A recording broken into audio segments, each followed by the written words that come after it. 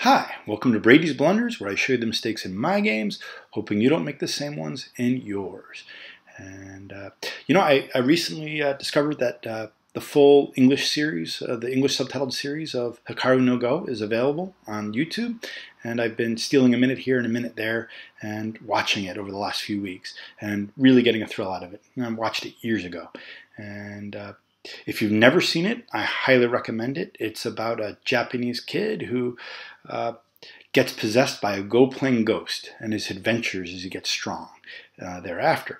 And it's really, really great. So whether you're a kid or a kid at heart, if you've never seen it or you've not seen it recently, it's recommended and it's available on YouTube now. Okay, on to the game. I'm thinking of making 3 videos from this game. So the first one involves Weird Move and Joseki. The second one involves invasion, and the third one involves fighting. So let's get into it. So I'm white, and my opponent just made a Sanransei. So I played here, and then he played there. And I decided to go for a fast opening, so I tanuki'd, and then I played down here. And then my opponent played here. And this is the first game problem. So if you were white, where would you play next? And more important, why? And this will be the only time in this video that I suggest pausing. I have multiple questions, but this is the first. And if you want to pause and think about your answer, please go ahead and do so. Right. I Haned, and this is wrong. And I'm going to try to show why it was wrong in 3 different ways.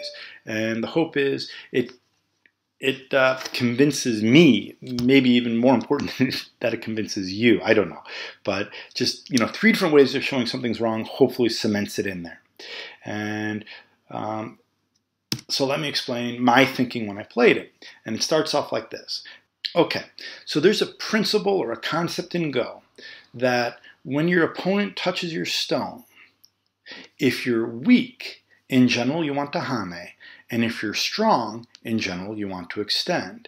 And notice I put the in generals in there. And really, you should think about in general with almost all these principles that you may be aware of and almost all these proverbs, because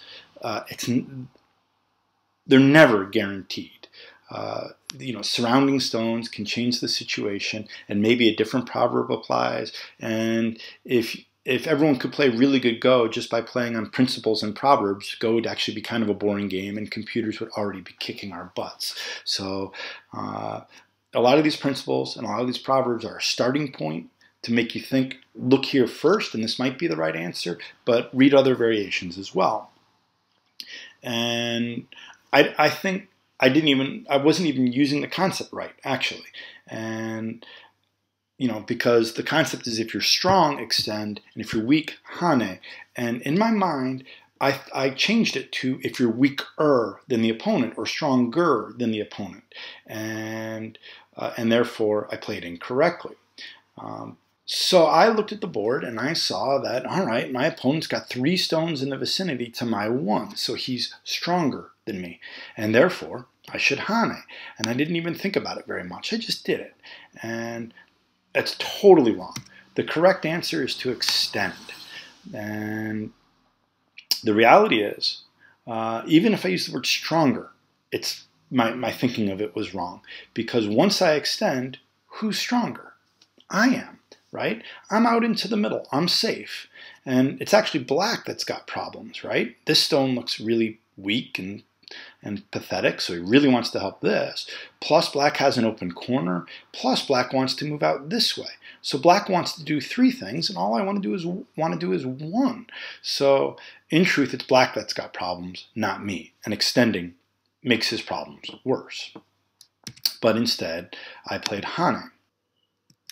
So what's the point of the hane? Well, the hane does a few things.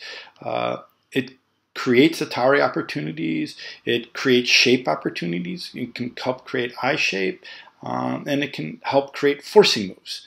right? In effect, this is almost a forcing move because if black plays this way, I've encouraged black to play that way. But that's also the problem with the Hane because it tells black, go ahead and strengthen yourself. Now this is fine if black is already strong, but in a situation like this where black was weak, now I've just told black, go ahead and get stronger, and further than that, go ahead and start making territory along the bottom. Does that make sense? All right. If I just extended, this black stone stays weak. The corner has a problem from 3 sides. Yeah, this looks great. So that's one way to know that the Hane was bad and A would be a much better play. But here's a second. What if we change the orders of moves? What if when black played this high move, I said, oh, black wants to play a Moyo game. He's playing all 4th line moves, so I will challenge him to a Moyo game, and I'll play a 4th line move myself here, right? I don't recommend this move. It's wrong 90% of the time, but just hypothetically, let's say I did a 4th line approach to this star point, all right? Well, how would I answer if black played here? Well, for sure, without hesitation, I would descend, and I would think, what a great result this is. Black made me split him. So, and I'd be right. This would be a great result. Well, if it's a great result in one move order, it's got to be a pretty darn good result in the other move order too, right? So that's the second reason that the Hane is bad. And then the third reason it's bad is if you look at this move and think, is this a bad move? Black's move, I mean. The answer is yes, this isn't a Joseki. If it's not a Joseki, it's probably wrong. And if it's probably wrong, the last thing you want to do is let him make it right. And when I Hane here and black crosscuts, guess what? We've just reverted to a Joseki. And we reverted to the Joseki that I showed you in the upper right corner of episode 37, where white answers this way, and black's goal is to make white over-concentrated, while black builds the right side and the right side corner and the right side. Well, making me over-concentrated may not be the best move here, but it's still a Joseki. So it's gone from, if I extend it up, he would just look silly and be weak, to now he's reverted to Joseki. So it's a big gain for black over what it could have been. All right, so I hope that's clear in terms of how to think when the opponent does an attachment like that. I hope I remember it anyway. All right, so when I played here, I did play this diagonal move because I know the Joseki. Then black played here. And it turns out this is also a Joseki, but not one I knew. And I misplayed. So the question is, as white, where would you play now? Okay, I played here, which isn't correct, but we'll get to that in another question in just a minute. And instead, one of the standard Joseki from here is just to push this way once, right? So creating a defect in the corner, cutting points, and then come back and capture this single stone. Black will extend, increasing the sacrifice. I'll say, okay, I'm going to capture you. Black will take a forcing move this way, another forcing move this way, and a final forcing move, building a really nice wall here. But it's forcing because I need to play one more move to capture the stones. So this is a Joseki, and theoretically equal for both sides. And I'm not terribly unhappy because black usually chooses this Joseki to make white over-concentrated. But right here, my nearest stone is all the way over on the star point, so it's not bad for me at all. All right, so this is what I should have played. But I didn't, and instead, I played here. So now if you were black, what would you play? And can you come up with some sequences? All right. My opponent played here, which was my goal when I played that move. This is an ugly shape. I've convinced him to make an empty triangle and have an inefficient shape with a free Atari. So I kind of liked it. And we'll come back to the continuation at the end. So that wasn't black's best move. What should black have played? All right.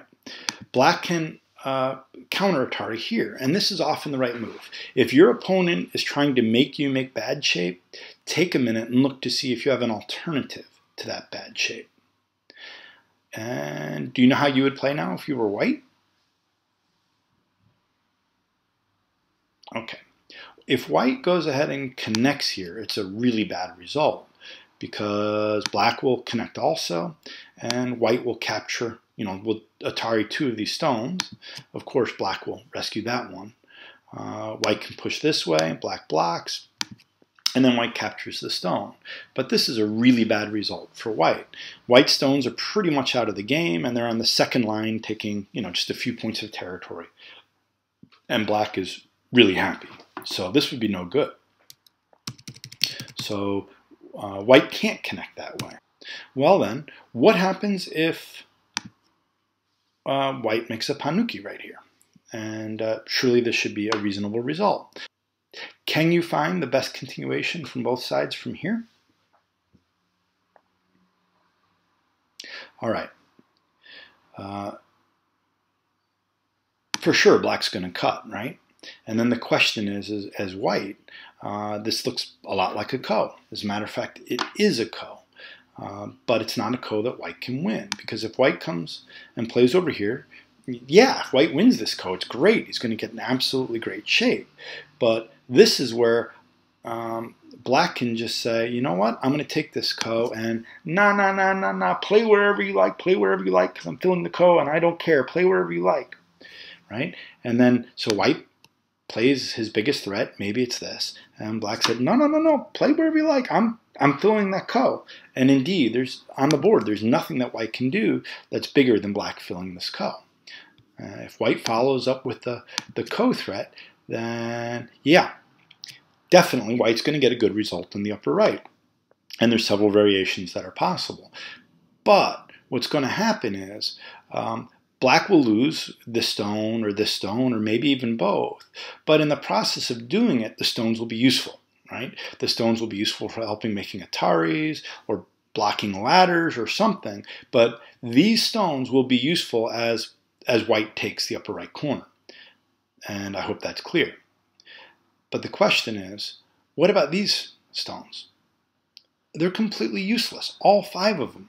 And I mean, black's got a solid shape here. He's never going to die. And therefore, all of these white stones are just stuck against the super strong black group. And you don't want to do that. You don't want to be stuck against the super strong group. It just does you no good at all.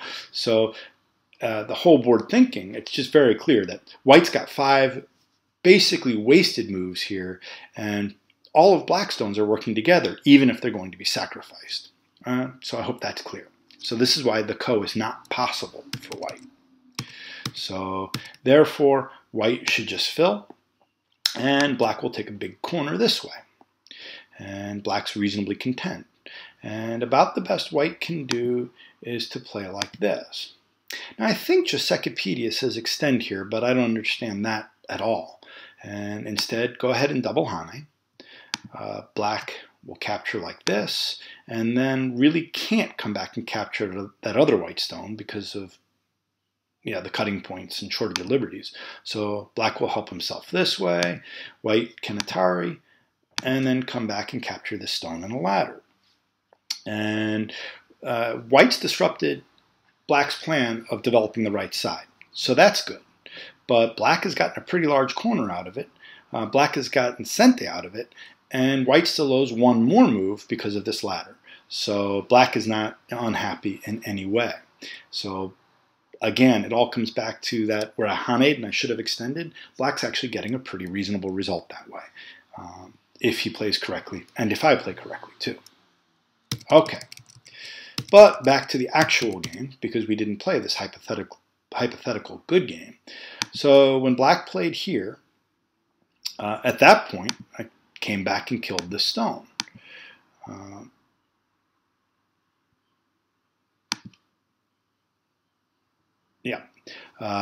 Black played the forcing move here, came back and captured this stone, and I extended up 1. Black played here. And the difference between this and the proper Joseki that I showed earlier, remember in the proper Joseki, black gets sente. But here, because black gave me this forcing move and this forcing move, now I have sente, which is pretty good. And I was able to come back and help this single stone and make a big move on the top side. So those are some variations in terms of how to think in a particular Joseki, which hopefully is useful.